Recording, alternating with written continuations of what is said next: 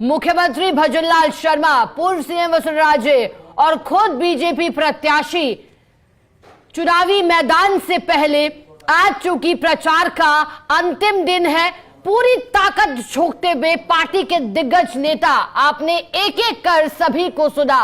राजस्थान के मुख्यमंत्री भजनलाल शर्मा, जिन्होंने 2 किलोमीटर लंबा रोड शो किया, उनके साथ इस विशेष वाहन में सवार रही राजस्थान की पूर्व मुख्यमंत्री वसुंधरा राजे, प्रदेश अध्यक्ष Madan Rathore, deputy CM doctor Premchand Bairwa और खुद पार्टी प्रत्याशी मोरपाल सुमन। मुख्यमंत्री ने जहां कहा कि ये चुनाव विकास के नाम पर लड़े, वहीं मोरपाल सुमन को भी आपने सुना, उन्होंने कहा कि अगर मेरे पे कोई भी लांछन हो तो फिर मुझे वोट ना दे, लेकिन मैं आपकी सेवा करना चाहता हूं। एसोसिएटर ऐश्वर्य प्रधान मैसेज जुड़ गया। ऐश्वर्य जी, तो कैसा रहा रोड शो, कैसे देख रहे हैं 2 किलोमीटर के रोड शो को और सभी बीजेपी के स्टार प्रचारकों के इस रोड शो के दौरान संबोधन को?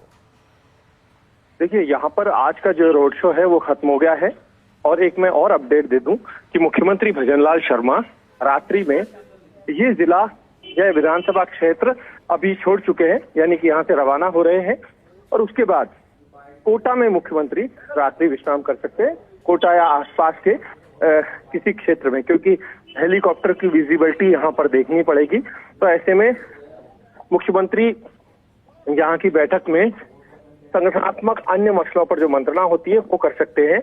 और उसके अलावा रोड शो की बात करें तो रोड शो जो है वो जो उम्मीद थी भारतीय जनता पार्टी को, उस उम्मीद के मुताबिक यहाँ पर ये रोड शो हुआ है। हमें लग रहा था कि भीड़ जो है वो शायद कम आएगी मांगरोल से, क्योंकि मांगरोल में पूरी ताकत झोंक दी थी भारतीय जनता पार्टी ने, लेकिन यहाँ जो भीड़ है ये अच्छी भीड़ देखी गई और भीड़ डटी भी रही। और एक रोचक बात ये पता चली कि जब हम ग्राउंड पर निकले तो लोग जो हैं, जब उनसे हम बातचीत कर रहे थे तो वो भजनलाल शर्मा को देखने के लिए आए हुए थे। तो सोशल मीडिया की बातों में कुछ एक सोशल मीडिया पर कई बार कई लोग कुछ तरीके का नैरेटिव सेट करने की कोशिश करते हैं, लेकिन जमीन पर वो सारी चीजें बेमानी होती है। तो मुख्यमंत्री किसी भी प्रदेश का हो, उसकी लोकप्रियता होती है। तो ऐसे में भजनलाल शर्मा की लोकप्रियता भी यहाँ पर काफी देखने को मिली और आज उनका भाषण बड़ा एग्रेसिव हुआ। लास्ट में जो उनका भाषण हुआ, 2 उदाहरण उन्होंने दिए। हालांकि उनसे पहले वसुंधरा राजे ने उन्हें पंडित भजनलाल कहकर पुकारा। जब वो भाषण दे रहे थे तो उन्होंने बड़ा जोरदार और रोचक बात कही, अपने विपक्षियों पर प्रहार था और उन्होंने कहा कि दाल के साथ जब चम्मच होती है तो जब दाल लोग पी जाते हैं तो चम्मच वहीं रखी रह जाती है, जब दाल की कटोरी से दाल खत्म होती है तो चम्मच को लोग छोड़ देते हैं। तो उदाहरण दिया कि दाल और चम्मच जो है वो दाल में जब तक दाल होती है तब तक, एक उदाहरण था कि चमचों की स्थिति कैसी होती है। ये कांग्रेस पर प्रहार मुख्यमंत्री भजनलाल शर्मा का था और काफी एग्रेसिव अंदाज में भाषण उन्होंने आज दिया। और मोरपाल सुमन को किसान का बेटा और सामान्य परचूनी की दुकान चलाने वाला प्रत्याशी बताया कि बहुत सामान्य सा प्रत्याशी है, इसे आप साथ दीजिए। और दूसरा अपडेट ये है कि मुख्यमंत्री भजनलाल शर्मा आज रात्रि में यहीं, यानी कि इस विधानसभा क्षेत्र से परे, क्योंकि यहाँ की सीमाओं को तो अब छोड़ देंगे, यहाँ से रवाना हो जाएंगे, लेकिन रुक सकते हैं।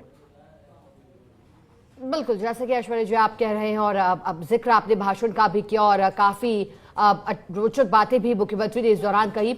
ऐश्वर्य जी, क्योंकि जब सुधा पूर्व सीएम को भी, मुख्यमंत्री को और मोरपाल सुमन को, उन्होंने कहा कि विकास के नाम पर वोट दें, यहाँ चर्चा इस बात की भी की कि सेवा करने का मौका दें। मोरपाल सुमन ने इस बात का जिक्र किया तो मुख्यमंत्री ने भी विकास की बात की, धनबल की बात की। देखिए, यहाँ पर धनबल और जनबल की एक नैरेटिव सेट किया है भारतीय जनता पार्टी ने। जनबल जो है उसके साथ मोरपाल सुमन को जोड़ा है, धनबल के साथ यहाँ पर प्रमोद जैन भाया को जोड़ा है भारतीय जनता पार्टी ने। हम अपनी तरफ से नहीं कह रहे कि कौन धनबल है कौन जलबल है, लेकिन भारतीय जनता पार्टी ने एक नैरेटिव सेट किया है। एक चीज और यहाँ देखने को मिली, कल तक यहाँ पर प्रमोद जैन भाया के पोस्टर्स, बैनर्स काफी बड़ी संख्या में थे, लेकिन और मोरपाल सुमन के बहुत कम संख्या में। लेकिन जैसे जैसे चुनाव परवान पर चढ़ा है, वैसे वैसे प्रमोद जैन भाया की टक्कर में ही मोरपाल सुमन के भी पोस्टर्स और बैनर्स भी दिखाई दे जाते हैं, भाजपा के झंडे दिखाई दे जाते हैं। हालांकि नरेश मीणा का एक अपना अलग अंदाज है चुनाव लड़ने का, उनके भी पोस्टर बैनर हर जगह दिख जाएंगे, जिसमें उन्होंने कई महापुरुषों की फोटो भी लगाई हुई है, जिनमें भगत सिंह हो या फिर बाबा साहब अम्बेडकर हो, इस तरीके से कई महापुरुषों की फोटो उन्होंने लगाई है। लेकिन चुनाव बड़ा रोचक हो चला है। लेकिन आज के इस रोड शो के बाद एक चीज साफ है कि जो जिस सफलता को आंक कर चल रहे थे वो सफलता मिली है। फर्स्ट इंडिया न्यूज पर एक्सक्लूसिवली तमाम दिग्गजों ने हमसे सबसे पहले बात की है और जो मंत्री यहाँ पर मौजूद थे उन्होंने हमसे बात की है। सारी चीजें क्लियर हो चुकी है। अब रिजल्ट जो आएगा उसके बाद पता चल पाएगा कि रिजल्ट क्या कुछ रहता है। लेकिन चुनाव जो है वो शानदार तरीके से तीनों ही प्रत्याशी लड़ेंगे। हालांकि और भी प्रत्याशी मैदान में हैं, हम उनके लिए भी कहेंगे, क्योंकि लोकतंत्र है, वो भी उम्मीद लगाकर बैठे हैं कि वो भी वोट लेने की कोशिश करेंगे। लेकिन फिलहाल मुकाबला त्रिकोणीय सा दिखाई दे रहा है। और ऐश्वर्या जी, जब स्टार प्रचारकों ने पूरी ताकत झोंकी, अपना पूरा दम लगाया, उसके बाद ये मुकाबला कैसे दिखाई दे रहा है? क्योंकि त्रिकोणीय मुकाबले की बात हो रही थी, लेकिन जब लगातार back to back 2 road show हुए 2 दिन के भीतर, तो क्या उसके बाद क्या लगता है कि दिशा बदलती हुई अब दिखाई दे रही है चुनावी लिहाज से, सियासत के लिहाज से? देखिए, मैंने बहुत पहले एक बात बोली थी कि यहाँ का परिणाम बड़ा रोचक आएगा और बड़ा रोचक सा चुनाव होगा, और वही होने जा रहा है। और ये जो चुनाव है, यहाँ पर शुरुआत में ऐसे लगता था कि प्रमोद जैन भाया है, उनका टक्कर में ही कोई नहीं है शुरुआती दौर में। तो लेकिन वो सारी चीजें चुनाव आते आते खत्म हो गई। अब मुकाबला जो है वो बड़ा रोचक बन चला है।